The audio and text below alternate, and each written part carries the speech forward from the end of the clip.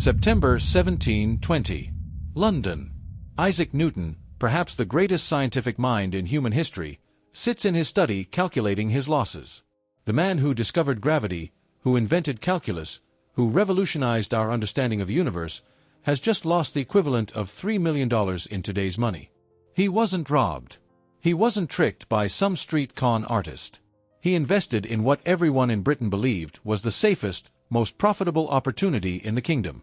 The South Sea Company, a corporation backed by the British government itself. Stock that members of Parliament owned. Shares that the king's mistresses traded. Newton had actually made money on South Sea stock earlier in the year. He bought low, watched it rise, and sold for a healthy profit. He was one of the smart ones. He got out early. But then he watched the stock continue climbing. And climbing. And climbing. While he sat on the sidelines with his modest profit, his friends were getting rich. So he bought back in. At the peak. And lost everything. Years later, when asked about his South Sea losses, Newton would say, "I can calculate the motion of heavenly bodies, but not the madness of people." The South Sea bubble wasn't just another financial crisis. It was the first modern stock market crash. The first time a publicly traded company's share price became completely divorced from reality. The first time an entire nation, from the poorest laborers to the most brilliant minds, collectively lost their grip on rational thought. But here's what makes the South Sea bubble different from every bubble that came after it. This wasn't an accident. This wasn't mass delusion that emerged organically. This was orchestrated, planned, executed by some of the most powerful men in Britain for the explicit purpose of enriching themselves at the expense of everyone else. The South Sea bubble was the first great financial crime, and the playbook its architects created would be used by con artists and corrupt financiers for the next 3 centuries. This is the story of how Britain's elite engineered the greatest scam in financial history. How they convinced an entire nation to invest in a company with almost no real business. How even the smartest people in the world fell for it. And how the aftermath nearly destroyed the British economy. The South Sea bubble had villains. Clear, identifiable criminals who knew exactly what they were doing. John Blunt was the architect, the director of the South Sea Company and the primary engineer of the scheme. Blunt understood something crucial. You didn't need a real business if you could control the story. He was a master manipulator who realized that perception, not reality, drove stock prices. Blunt wasn't a merchant or a trader. He was a propagandist. Robert Walpole was the politician. Britain's future prime minister who watched the bubble inflate and, crucially, did nothing to stop it. Why? Because he and nearly every member of Parliament owned South Sea stock. Walpole understood it was fraud, but fraud he was profiting from. He would later position himself as the man who cleaned up the mess, but he was complicit in creating it. King George I was the royal seal of approval. The king himself was a South Sea investor. His endorsement gave the company legitimacy. When the king invests, how could it possibly fail?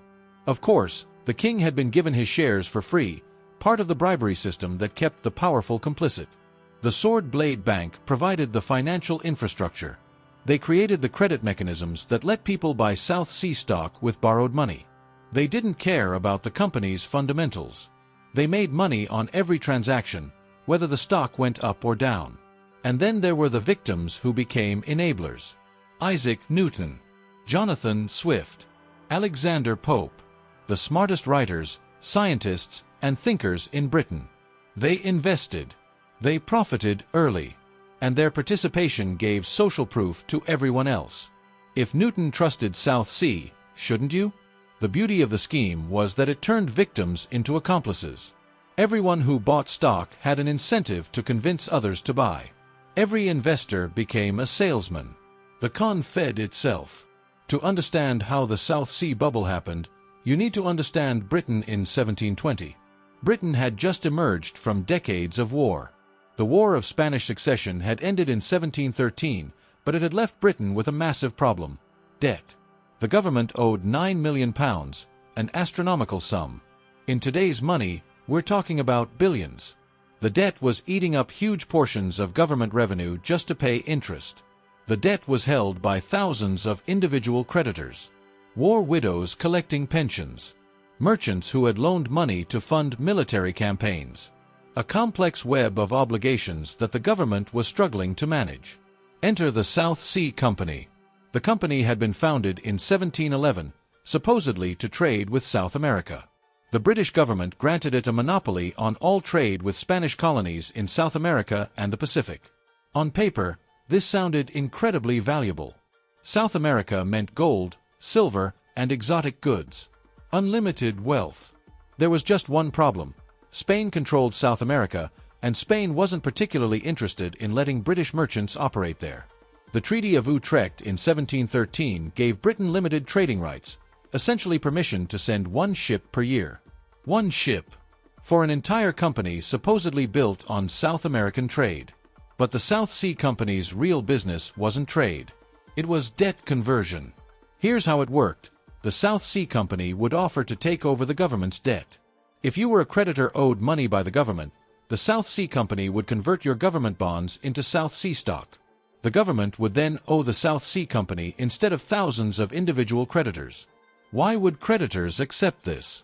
Because the South Sea Company promised its stock would rise in value, making them wealthier than just collecting government interest payments. And why would the government accept this?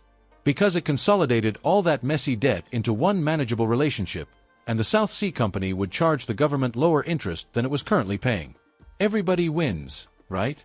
Except the entire scheme only worked if South Sea stock kept rising. The company had almost no actual trading revenue. Its value was based entirely on the promise of future profits from South American trade that wasn't actually happening. But in 1720, Britain was primed for speculative mania. The War of Spanish Succession was over, and England was at peace for the first time in a generation. Capital that had been funding warfare was now looking for peacetime returns. London's financial markets were becoming sophisticated. The Bank of England, founded in 1694, had normalized the idea of joint stock companies. Coffee houses across London buzzed with stock tips and trading gossip. The economy was growing. The middle class was expanding. For the first time, people who weren't nobility had disposable income to invest. Merchants, professionals, even skilled tradesmen had money and wanted to put it to work. Credit was easily available. You didn't need cash to buy stock. You could pay a small percentage up front and borrow the rest, promising to pay it back when you sold the shares at a profit. This leverage meant even modest investors could control large positions. And crucially, there was no regulatory framework.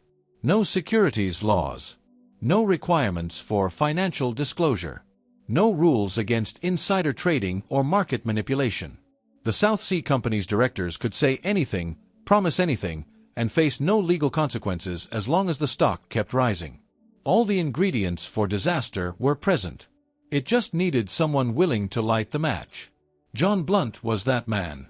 The setup, 1711 to 1719. The South Sea Company existed for nearly a decade before the bubble, functioning as a relatively normal, if unexciting, enterprise. It held some government debt. It sent the occasional ship to South America. It paid modest dividends. Its stock traded at reasonable prices. But by 1719, John Blunt and the other directors saw an opportunity. The French had just experienced their own speculative bubble with John Law's Mississippi Company. French stock prices had soared on promises of new world wealth. Blunt watched and learned. If the French could generate mania over American speculation, why couldn't Britain? In 1719, the South Sea Company approached Parliament with a proposal. Let us take over even more of the national debt. Not just the 9 million we currently hold, but the entire 30 million pounds of government debt. The proposal was audacious. The company would assume responsibility for debt that was more than 3 times what it currently held. In exchange, the government would grant the company additional trading privileges and pay it interest on the debt. Members of Parliament should have asked obvious questions. How would the company finance this? What revenue would support such massive obligations? Where would the profits come from? But they didn't ask those questions. Because the South Sea Company had already made sure they wouldn't.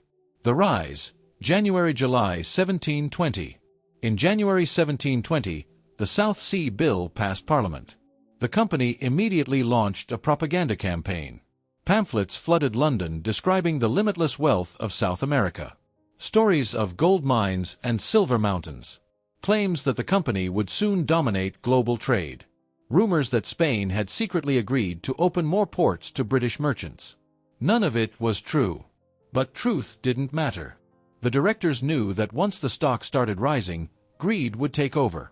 So they manufactured the initial rise themselves. The company announced it would issue new shares. Existing shareholders would get priority to buy these new shares at a discount. This created artificial scarcity. If you didn't own South Sea stock, you'd miss out on the chance to buy the new issue. Demand surged. In January 1720, South Sea stock traded at £128 per share. By March, it hit 330. By May, 550. By June, 1,050. In 6 months, the stock had increased 800%. The directors were selling their own shares the entire time, but quietly. They'd make bullish public statements while dumping stock privately. John Blunt repeatedly assured investors the company's prospects had never been better, even as he sold massive positions. But the brilliant part of the con was the bribery system. The South Sea Company created a special ledger, the Green Book, where favored individuals could buy stock at below market prices or receive shares outright as gifts. Members of Parliament, government ministers, the king's mistresses, prominent aristocrats, all were given sweetheart deals. This served two purposes. First, it bought political protection. Anyone investigating the company would be investigating their own financial interests. Second, it provided social proof. When people saw that Parliament members and the king himself were invested, it seemed safe. Credit was extended liberally. The Sword Blade Bank, closely affiliated with the South Sea Company, would lend money to anyone wanting to buy stock. Put down 10%, borrow the rest, pay it back when you sell at a profit. Why wouldn't you? By summer, South Sea mania had infected all of Britain. Coffee houses were packed with investors comparing gains. Newspapers printed daily stock prices. People mortgaged their homes to buy shares. Domestic servants invested their savings. Even Isaac Newton, who had sold earlier in the year with a profit, couldn't stand watching everyone else get rich. He bought back in. At the peak. The contagion, summer 1720. The South Sea Company's success spawned imitators. Dozens of new joint stock companies launched, hoping to capture some of the speculative frenzy. Some had legitimate business plans. Most didn't. One company promised to import jackasses from Spain. Another planned to extract silver from lead. A third offered to build floating gardens. The most infamous of all advertised itself as a company for carrying out an undertaking of great advantage, but nobody to know what it is. That last one raised £2,000 in a single day before the promoter fled to the continent. These became known as bubble companies, and their proliferation was a warning sign. When investors stop caring what a company actually does, when the business model is irrelevant as long as the stock goes up, the market has detached from reality. Parliament, filled with South Sea investors, panicked at the competition. They passed the Bubble Act in June 1720, making it illegal to form joint stock companies without royal charter. The law was meant to protect the South Sea Company's monopoly on investor mania. Instead, it triggered the collapse. The breaking point, August-September 1720. In August, the absurdity became impossible to ignore. South Sea stock hit £1,050 per share. The company's total market capitalization exceeded the entire money supply of Britain. Think about that. The company was theoretically worth more than all the cash in the kingdom. A few informed investors started selling. Not panicking. Just quietly taking profits. The directors, who had been selling all along, accelerated their sales. In late August, the price began to slip. 1,050 became 900, then 800. The decline was gradual at first, but in a market built entirely on momentum, any decline was fatal. Investors who had bought on credit now faced a problem. If the stock was falling, they needed to sell before it fell further, or they'd owe more than their collateral was worth. But everyone was thinking the same thing. Selling pressure mounted. By early September, panic had set in. 900 became 700. 700 became 500. The stock that had taken 6 months to climb from 128 to 1,050 took just weeks to crash back down. Investors who had mortgaged everything found themselves ruined. The borrowed money they'd used to buy shares still had to be repaid, but the shares were now worthless. The Sword Blade Bank, which had extended massive credit, faced insolvency. By October, South Sea stock traded below £200. 90% of its peak value had evaporated. The fallout. The human cost was staggering. Families that had been wealthy in June were destitute by October. Merchants who had shifted capital from trade into South Sea stock found themselves with neither businesses nor investments. Aristocrats who had borrowed against their estates faced foreclosure. Suicides were reported. Duels were fought. Families disintegrated. The social fabric of Britain was shredded. But the political fallout was equally severe. The British public realized they'd been conned. And the con artists were obvious. The South Sea Company directors. The members of Parliament who had enabled and profited from the scheme. The ministers who had looked the other way. Mobs surrounded the homes of company directors. Guards had to protect John Blunt from assassination. Public rage demanded accountability. Failed fixes. Parliament had no choice but to act. They launched investigations, hauled directors before committees, and demanded answers. The testimony revealed the full extent of the corruption. The Green Book became public, showing exactly who had been bribed. Government ministers were exposed. Members of Parliament who had voted for the South Sea Act while receiving sweetheart stock deals faced ruin. Parliament's solution was to seize the estates of the South Sea directors. Everything they owned was confiscated and used to partially compensate victims. John Blunt was stripped of his wealth and exiled in disgrace. But here's the problem: the money was gone. The billions in market value that had existed on paper had simply vanished. You can't compensate victims with money that never really existed. Robert Walpole, who had been complicit but clever enough to avoid direct implication, positioned himself as the cleanup man. He became Prime Minister and implemented reforms. The Bubble Act remained in place for over a century, making it difficult to form new corporations. Trust in the stock market was shattered for a generation. The irony is that the South Sea Company itself survived. The government still needed someone to manage its debt. The company continued operating, diminished and regulated, for another century. But it never recovered its reputation, and its trading operations remained minimal. Britain learned an expensive lesson about the dangers of speculation, corruption, and fraud. A lesson, as we'll see, that had to be learned again and again. The South Sea bubble created a playbook that con artists have followed for 300 years. The specific tactics are eerily modern. Enron in the 1990s used exactly the same strategy as John Blunt. Create complex financial structures that hide the absence of real profit. Control the narrative through aggressive PR. Bribe the gatekeepers, politicians, and analysts who should be providing oversight. Keep the stock rising through accounting fraud and market manipulation. Insiders sell while publicly proclaiming confidence. When it collapses, claim ignorance. The mechanics were identical. Enron executives sold $700 million of their own stock while telling employees the company was healthy and encouraging them to buy more. Just like South Sea directors. When it collapsed, regular investors and employees lost everything. Executives walked away rich. Just like the South Sea bubble. Theranos in the 2010s followed the same blueprint. Elizabeth Holmes promised revolutionary technology that didn't actually work. She secured investments from powerful people whose participation provided social proof. Board members included former secretaries of state and defense. If people that powerful believed, shouldn't you? The company was worth $9 billion based entirely on promises. When journalists finally investigated, the fraud unraveled. But by then, Holmes and insiders had already extracted wealth. The 2008 financial crisis had South Sea DNA.